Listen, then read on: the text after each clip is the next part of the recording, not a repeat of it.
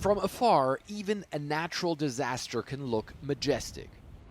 But up close, the full impact of the global climate emergency is clear to see.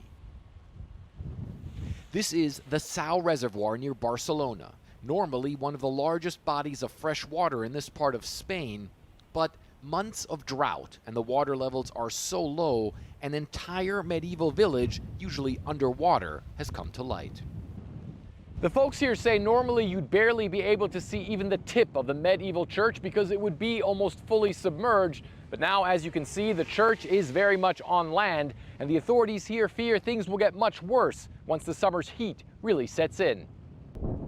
The Sal Reservoir is already at less than 10% capacity, and that's causing hundreds of thousands of acres of farmland to dry up.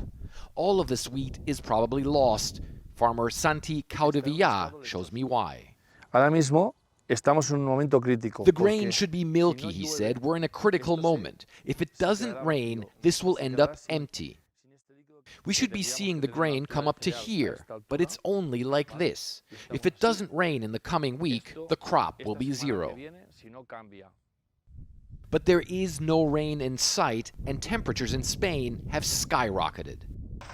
Scientists at the Institute of Agri-Food Research and Technology are trying to find ways to make very little water go a longer way. Chief scientist Juan Girona says efficiency needs to be maximized. It's our goal, taking the most of our drop of water. Just like the crops, the people in this area are also in survival mode. Dozens of towns are without water and need to get it trucked in. The village Castellcir hasn't had any for about a year, and residents say they can't even remember the last time it rained. I don't recall, Juan tells me. It's been a long time, a year or more without proper rain. Nothing.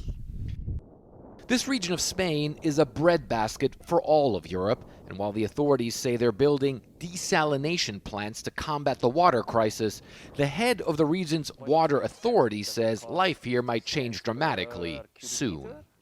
Sometimes I think about the capacity of the territory. I mean, is this a country where we can handle with the increase of citizens, tourists, industry, farmers, agriculture, or we should stop?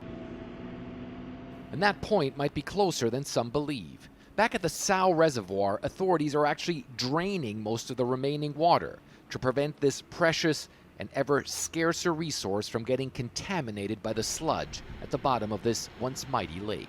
For Pleiken, CNN, Barcelona, Spain.